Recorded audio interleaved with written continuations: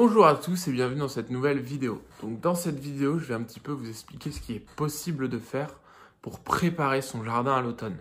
Alors, c'est quelques méthodes mais qui sont très importantes pour le futur, pour le développement après des plantes au printemps et pour une bonne mise en place sur tout l'été, que ce soit dans la fructification, la mise en place de racines, etc. de la plante. Donc ce sont quelques petites astuces qui sont très importantes. Alors, tout d'abord, ce qu'il va falloir faire, c'est un petit peu décompacter votre sol. Là, tout l'été, on l'a cultivé, on l'a vraiment piétiné, etc. Donc, toute la couche de surface, il va falloir la décompacter. Donc ça, vous pouvez le faire avec une griffe, ou si vraiment vous vous rendez compte que votre sol a été fortement tassé et qu'il n'a pas été très travaillé les autres années, là, vous pourrez le faire avec une bêche. Donc, il faudra essayer d'aérer le sol, mais pas trop retourner ce qu'il y a en dessous pour le ramener au-dessus. Ce n'est pas forcément les bonnes méthodes.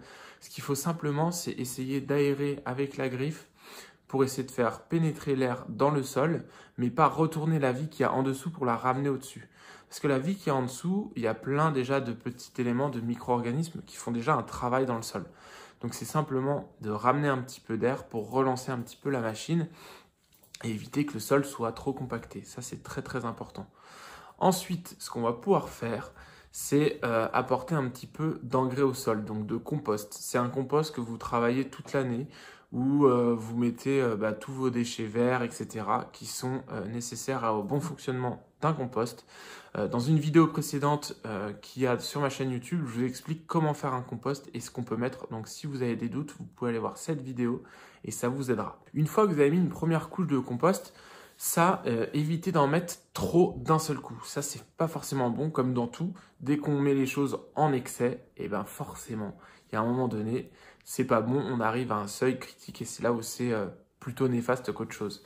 Donc, mettez une première couche de compost qui n'est pas trop épaisse, essayez de la mélanger un petit peu avec votre sol en surface et ensuite, vous verrez, vous la laissez pénétrer avec les pluies, etc. Ça fera pénétrer tous les nutriments dans le sol et vous pourrez en rajouter d'ici quelques mois. Une fois que vous avez bien travaillé votre sol, etc., que ce soit dans votre potager, pour vos plantes, pour vos arbustes, etc., là, vous pourrez le pailler.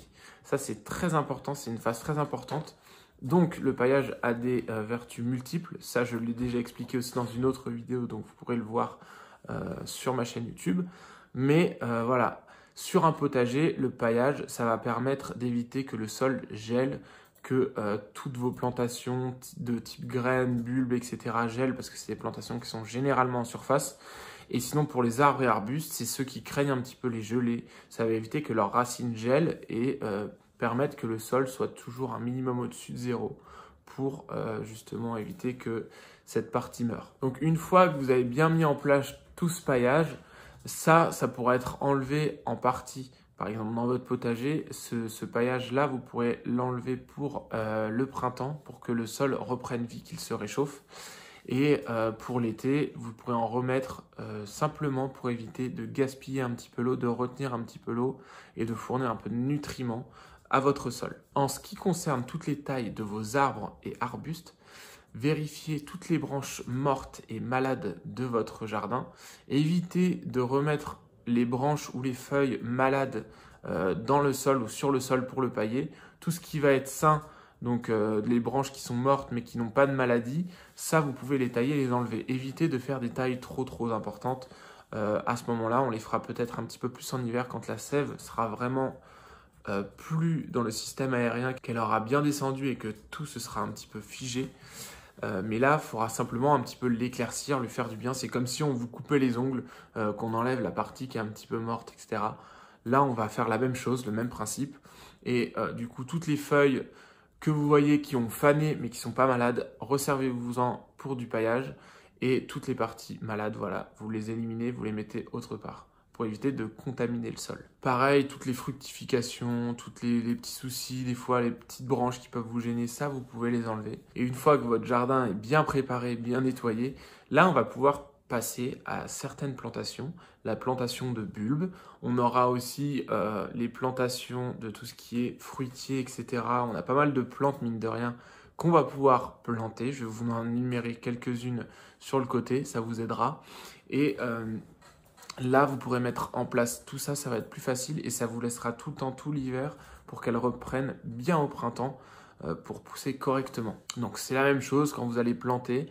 Veillez à bien aérer votre sol, bien mélanger, apporter un petit peu d'engrais, etc. pour votre sol, pour vos arbres.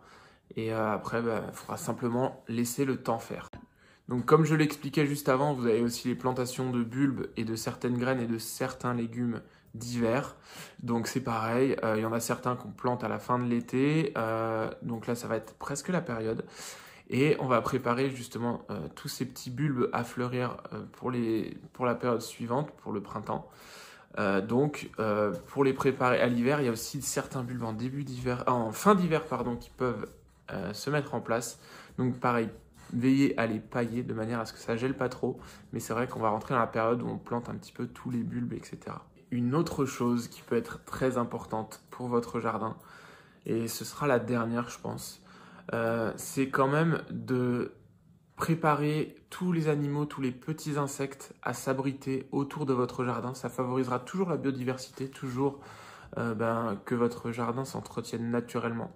Donc toutes vos petites cabanes pour les oiseaux, pour les insectes, etc. Si elles sont un petit peu abîmées, qu'elles ont eu quelques chocs durant la saison, veillez à les entretenir, même peut-être à en reconstruire de nouvelles, placer un petit peu de cailloux, de petites planches de bois pour toute la biodiversité autour, que justement ça puisse se mettre en place pour l'hiver et que dès que le printemps arrive, que toute cette biodiversité refasse surface et justement commence à faire le premier travail dans votre jardin. Donc, veillez à bien préparer tout ça, à préparer tous les petits logements de vos petits insectes et petits animaux du coin. Ça mange pas de pain, c'est plein de petites récupérations que vous pouvez faire. Par exemple, quand vous taillez vos petites branches de bois, ça vous pouvez les réintroduire dans des petites cabanes. Vous pouvez laisser des petits tas de bois sur les angles de votre jardin et les planches en circulation autour de votre jardin. Mine de rien, c'est important et ça marche bien. Bon, en tout cas, après cette vidéo assez courte, j'espère qu'elle vous a plu quand même. Si vous avez des questions, n'hésitez pas. Moi, je suis toujours là pour vous aider. Et si vous avez des suggestions de vidéos aussi, n'hésitez pas. Donc, n'oubliez pas une chose, de vous abonner, de mettre la petite cloche dès qu'il y a une nouvelle vidéo qui sort, de me mettre un petit commentaire. Ça m'encouragera, que ce soit positif ou négatif. Ça m'aide à évoluer et progresser.